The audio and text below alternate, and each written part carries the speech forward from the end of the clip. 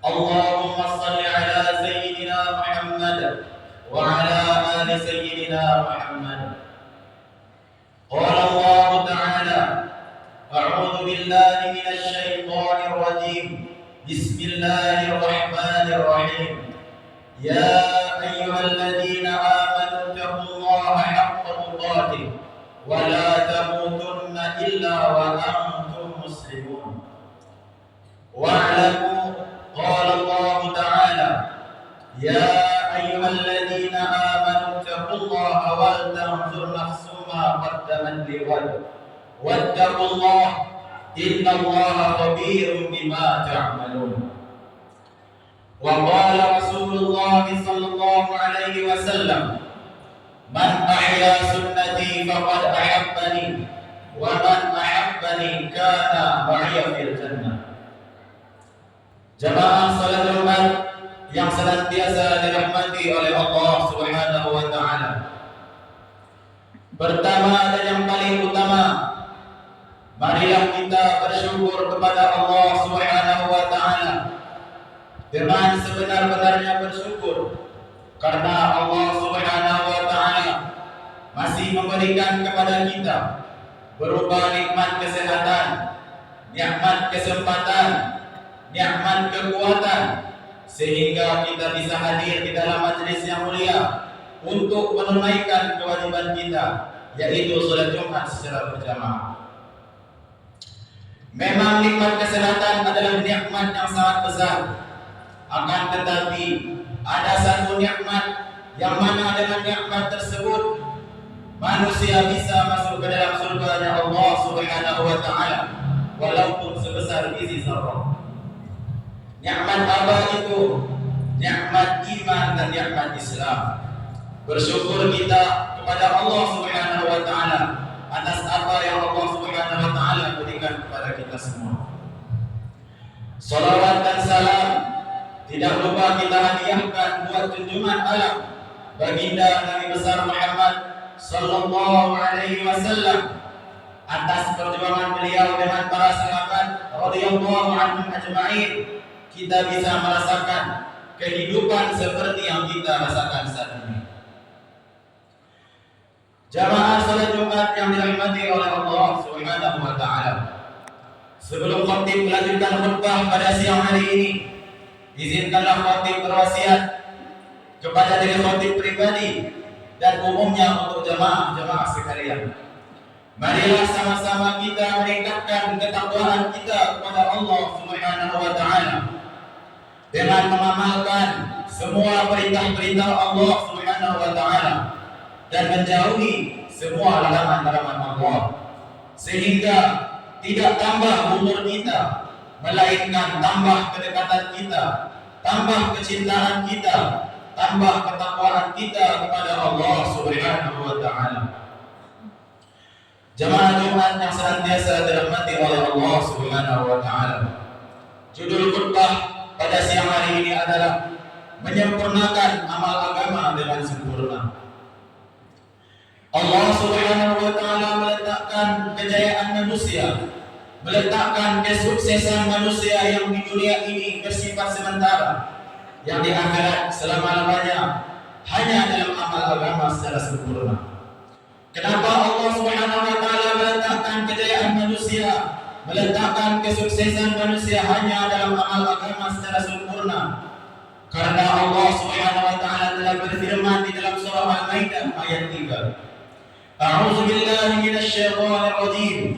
Al-yawma akmaltu lakum dinakum wa atmamtu 'alaikum ni'mati wa raditu lakumul Islam madina. Pada hari ini telah aku sempurnakan agamamu untukmu dan telah aku cukupkan nikmatku untukmu dan aku ridho Islam adalah sebagai agamamu. Hadirin yang dimuliakan oleh Allah Subhanahu wa taala, sesungguhnya perkara yang paling penting di atas muka bumi ini adalah perkara iman.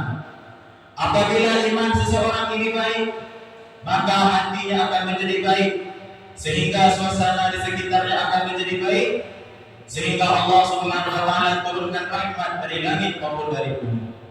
Begitu juga sebaliknya, jika seseorang ini memiliki iman yang sangat buruk, tidak pernah beribadah kepada Allah Subhanahu wa taala, selalu bermaksiat kepada Allah Subhanahu wa taala, maka suasana di sekitarnya akan menjadi buruk. Na'udzubillah, sehingga Allah Subhanahu wa taala turunkan azab dari langit maupun dari bumi. Bagaimana cara kita menyempurnakan amal agama secara sempurna? Maka di dalam agama kita ada rukun Islam. Yang pertama adalah mengucap dua kalimat syahadat, asyhadu an la ilaha illallah wa asyhadu anna Muhammadar Rasulullah. Dengan adanya kalimat syahadat ini, kita mengikrarkan, melafazkan dengan lisan kita bahwasanya tidak ada yang berhak disembah melainkan Allah, bahwasanya Rasulullah sallallahu alaihi wasallam adalah utusan Allah. Begitu banyak kita melihat sebagian orang-orang kafir di luar sana membantu negara, membantu saudara kita yang ada di Palestina. Mereka mengorbankan harta mereka, mengorbankan harta dan jiwa diri mereka untuk membantu Palestina. Apa yang mereka dapat hadirin?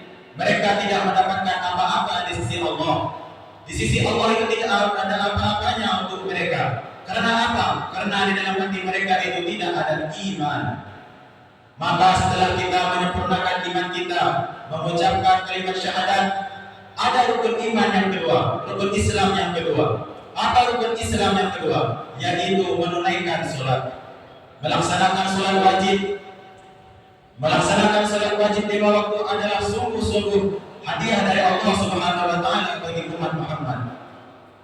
Ketika Isra Mi'raj, baginda Nabi besar Muhammad sallallahu alaihi wasallam berjumpa dengan Allah, maka Allah Subhanahu wa taala berikan kepada beliau sholat.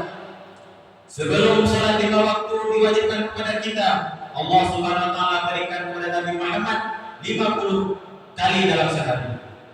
Ketika Nabi Muhammad turun, lalu beliau berjumpa dengan Nabi Musa. Apa kata Nabi Musa? Ya Muhammad, apa yang Allah Subhanahu wa taala berikan kepada engkau? Maka Nabi Muhammad sallallahu alaihi wasallam menjawab, ya Nabi Allah Musa, Allah Subhanahu wa taala wajibkan kepada saya, wajibkan kepada umat saya, yaitu salat 50 kali dalam sehari. Maka Nabi Musa mengatakan, ya Rasulullah sallallahu alaihi wasallam, sesungguhnya umatmu tidak sanggup. Sesungguhnya umatmu tidak sanggup. Lalu baginda Rasulullah SAW minta keringanan kepada Allah sampai 5 kali, solat 5 kali dalam sehari. Ketika baginda Nabi SAW turun, jumpa lagi dengan Nabi Musa, maka Nabi Musa bertanya, berapa keringanan yang telah Allah berikan kepada engkau? Maka Nabi Muhammad SAW menjawab, 5 kali dalam sehari. Maka Nabi Musa mengatakan, sungguh umatmu tidak kuat, sungguh umatmu tidak kuat. Maka jawaban Nabi Muhammad SAW, ya Nabi Allah Musa, saya malu minta kepada Allah, saya malu minta kepada Allah. Cuma ini yang dapat saya sampaikan kata Nabi Muhammad, 5 kali dalam sehari salat diwajibkan untuk umat Nabi Muhammad SAW. Maka bersyukur kita kepada Allah Subhanahu wa taala, diberikan hadiah langsung oleh Allah Subhanahu wa taala berupa salat. Tombak utama kita untuk menjaga iman kita adalah salat. Apabila salat seseorang ini baik, maka baiklah seluruh amalannya. Jika buruk salat seseorang, maka buruklah seluruh amalan-amalannya. Setelah kita menyempurnakan salat kita menunaikan ibadah puasa Ramadan. Sekarang kita sudah berada di dalam bulan Ramadan. Sisa 3 hari lagi kita menyambut Idul Fitri. Maka apa yang kita bisa dapatkan dalam bulan Ramadan ini? Maka sebagian ulama mengatakan, menurut Imam Al-Ghazali, beliau mengatakan, siapa orang yang rugi ketika datang bulan Ramadan? Orang yang rugi ketika datang bulan Ramadan adalah orang yang ketika datang bulan Ramadan dosa-dosanya tidak diampuni oleh Allah. Dosa-dosanya malaikat bertambah, bukan malah berkurang. Sesungguhnya orang yang paling rugi adalah orang yang melalaikan bulan Ramadan. Setelah kita melaksanakan bulan Ramadan, ada kewajiban kita lagi, yaitu menunaikan zakat. Di sini adalah zakat fitrah. Sebelum masuk Idul Fitri nanti, maka sama-sama kita menunaikan zakat fitrah. Karena di dalam Al-Quran Allah Subhanahu wa taala berfirman, wa aqimus salata wa atuz zakah tawarka'u ma'ar raki'in. Banyak keutamaan zakat. Di antaranya adalah mensucikan diri kita, mensucikan harta kita, menunjukkan bahwasanya itu adalah orang yang bertakwa kepada Allah Subhanahu wa taala. Di antaranya lagi keutamaan berzakat adalah mewujudkan rasa syukur kita kepada Allah Subhanahu wa taala. Jamaah Jumat yang senantiasa dirahmati oleh Allah Subhanahu wa taala. Setelah kita menunaikan zakat, kalau orang tidak membayar zakat, apa ancamannya sendiri?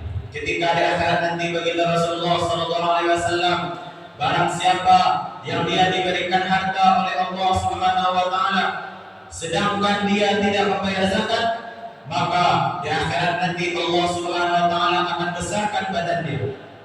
Allah Subhanahu wa taala akan datangkan ular yang melilit badannya.